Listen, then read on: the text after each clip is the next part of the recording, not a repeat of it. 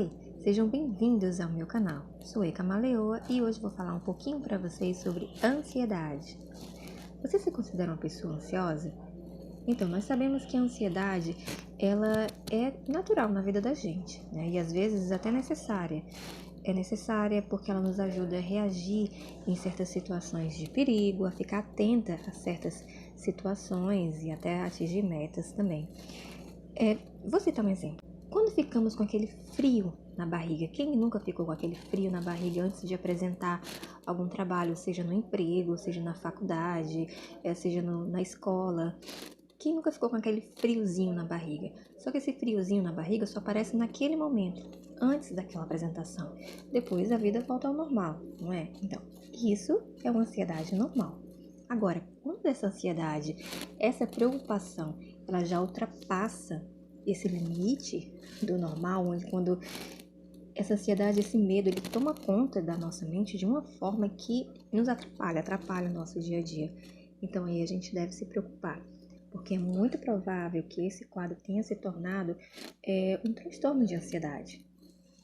O que seria esse transtorno de ansiedade? Não é tudo ansiedade? Então, ansiedade não é tudo a mesma coisa. Existem os subtipos, né? Tem uma classificação aí. E nós temos, nos subtipos, nós temos o transtorno de pânico, a fobia específica, quando você tem um medo exagerado de alguma coisa, tem a fobia social, tem um transtorno obsessivo compulsivo, que é o TOC.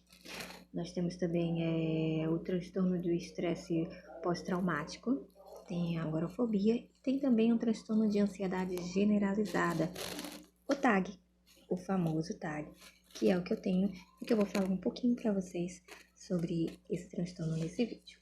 O que é TAG, gente? O que é isso? Então, eu vou falar um pouquinho sobre os sintomas que eu tenho e que está enquadrado no TAG, tá bom? Para que vocês possam ter mais ou menos uma ideia do que seria isso, né? Então, é o seguinte, eu tenho preocupações, pressentimentos, um medo excessivo que está presente no meu dia a dia. É o tempo todo ali, está presente. Então, eu tenho medo de que algo de ruim venha acontecer. Eu tenho medo que alguém que eu conheço, tem um reflexo ali. Eu tenho medo que algo de ruim possa acontecer com alguém que eu conheço, alguma pessoa da minha família, ou, enfim, se a pessoa diz que, eu vou chegar daqui tal horas. E quando dá essa hora exata, a pessoa não chega, passa 5 minutinhos e aí eu já fico com muito medo, achando que aconteceu alguma coisa, aconteceu um acidente. E aí, como é que vai ser minha vida? Sabe, eu já fico imaginando um monte de paranoias na cabeça. É um medo realmente, um medo excessivo, uma ansiedade. Além do que mais, tem os cis, né? Porque eu não consigo controlar essa preocupação. Então eu já começo a ficar em pânico. Então lá vem os cis. Se eu tivesse feito isso, se eu tivesse feito aquilo, se eu não tivesse feito isso, se eu fosse assim, né? Se eu tivesse falado isso, se eu não fosse, se eu for. Então, essa preocupação, ela é bem exagerada. Exagerada a ponto de gerar um certo pânico mesmo. E que eu não consigo controlar. E, além disso, o corpo, não só a mente, mas o corpo, ele começa a responder fisicamente, né, com uma série de sintomas. Então, gente, eu sinto tensão muscular, eu sinto dores nos ombros, nos braços, na coluna, nas pernas, eu sinto dores de cabeça, enxaqueca, inquietação, fadiga, falta de ar. Eu tenho taquicardia, enjoo, suor frio, tontura. Às vezes a boca fica seca. Tenho uma dificuldade para dormir enorme. Para vocês terem ideia, eu durmo 3 horas por dia. O dia tem 24 horas, eu só durmo 3 horas. Só para vocês terem uma ideia, que eu não consigo dormir, não adianta, eu não consigo. Então, tenho problemas de concentração, e aí vem irritabilidade, as enxaquecas, enxaqueca a ponto de ter fotofobia. Então, eu tenho meio que, quando ataca a crise, então eu fico com aversão à luz. Então, esse óculos aqui, na realidade, eu uso mais por proteção da minha visão. Ele tem um clip-on preto, né, que eu coloco exatamente quando eu estou em crise, que aí eu fico com óculos escuro direto. mesmo dentro de casa, mesmo à noite, porque até a luz artificial me incomoda. Então, por isso que eu tenho que ficar com óculos e eu tenho que ficar com clipão mudando os filtros de acordo com o período que eu tô em crise. Então, como eu descobri isso? Bom, deixa eu lembrar aqui melhor para vocês. Eu trabalhava o dia todo e eu saía do trabalho e ia para a faculdade. Então, a minha crise começou aí. Eu comecei a sentir dores no estômago e eu cheguei a achar até que era gastrite. Eu cheguei a achar que era gastrite, era muita dor, gente. Era uma dor assim, sabe? Que embrulhava meu estômago. Assim, era uma cólica muito grande no estômago. Junto com queimação e tudo, era uma coisa horrível.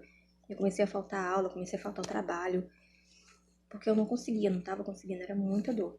Então eu fiz exame, eu fiz vários exames, fiz endoscopia, fiz todos os exames que tinha que fazer, de imagem e de sangue, enfim. Não deu nada. O médico olhando pra mim, dizendo assim, isso é psicológico. E eu imaginava assim, é impossível ser psicológico, gente, é impossível. Como é? Eu tô sentindo a dor. Mas é psicológico, tudo bem. Passou.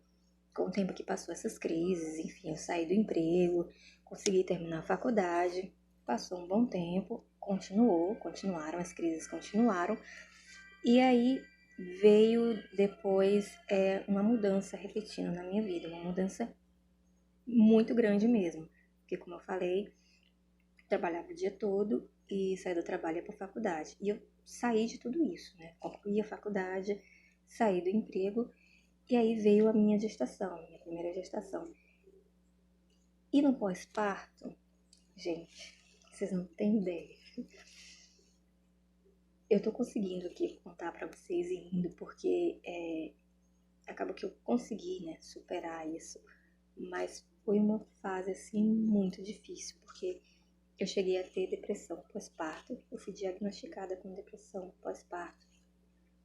E foi uma mudança muito grande. Então eu chorava, sabe? Dava vontade de sumir, era triste e eu tinha esses picos de humor, sabe? Era muito difícil, foi muito, realmente muito difícil. Até que chegou um dia que eu comecei a ter uma crise que, nossa, eu acho que foi a pior crise que eu já tive.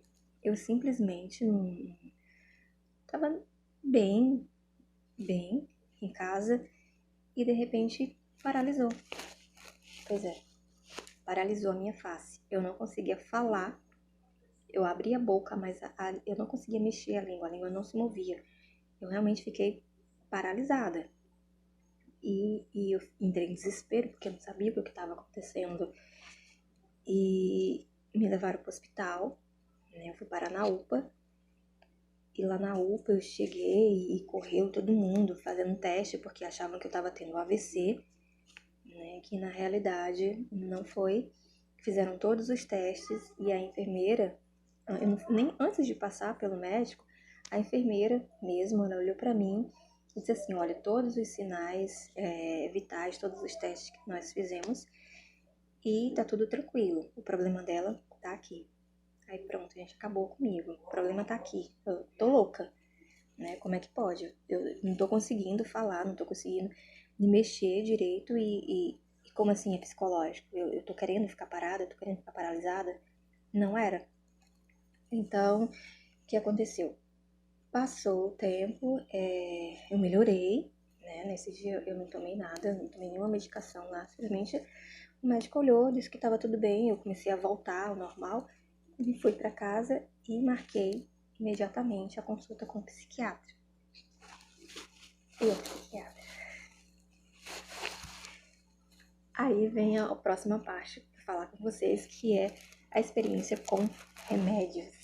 Tomar ou não tomar, eis a questão. Então, fui ao psiquiatra. Na hora que eu cheguei na sala do psiquiatra, eu simplesmente travei, eu não consegui falar nada. Eu comecei a ficar muito nervosa, me tremer todinha e comecei a ficar com falta de ar. Ou seja, eu tive uma crise de ansiedade no meio do consultório, na hora da consulta. Então o psiquiatra veio que disse assim, olha, saia com ela. Eu fui acompanhada, então ele disse assim, saia com ela, fique sentada com ela ali espere passar essa crise, depois que ela conseguir falar, volta. E assim eu fiz. Quando voltei, aí ele me deu a receita, né, que eu precisava tomar, e ele me diagnosticou com TAG. E aí ele me deu uma receita de um ansiolítico e um antidepressivo. E eu lembro muito bem que ele falou que eu tinha medo de dormir, né? Porque eu tinha medo de tomar esses medicamentos, porque eu tenho medo de dormir. E aí eu disse pra ele, doutor, eu não posso dormir, porque eu tenho filhos pequenos, então se eles acordarem de madrugada, precisarem de mim, e aí? Como é que fica? Né? Não fica. Então ele me garantiu, não, fica tranquila, você não vai dormir, é muito fraco. Gente, eu fui pra casa, comprei o tal remédio, tomei o antidepressivo e fui tomar o ansiolítico. Eu tava costurando, porque eu costuro, é um dos hobbies, é uma das coisas que eu gosto de fazer, não só como hobby, mas eu trabalho profissional também com costura. Então eu tomei, tava, né, não, então vou tomar que eu vou ficar tranquila e tal, tô aqui costurando. De repente eu caio em cima da máquina de costura. Pois é, gente, eu apaguei. Eu apaguei total. Quando foi no outro dia, eu acordei, eu dormi a noite inteira, eu acho que foi a primeira vez que eu dormi assim, eu acho que foi até mais de 12 horas seguidas sem acordar. E quando eu acordei, eu acordei muito triste, com uma vontade muito grande de chorar. Então era como se a minha depressão tivesse aumentado. Só que quem toma antidepressivo sabe que é difícil a adaptação do antidepressivo, né? Tem que ter alguém por perto, você tem que ter ajuda de alguém, de algum familiar, porque a adaptação é difícil. Né? Eu tava tomando um antidepressivo e um ansiolítico. Acabou que eu não consegui, né? Eu tive muitos pensamentos suicidas e muitos, enfim, foi horrível. A minha experiência com a medicação foi horrível.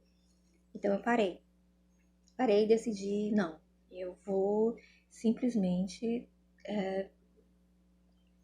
seguir. Mas enfim, essa foi a minha experiência, essa sou eu com TAG. Então, gente, assim, é muito sério, tá?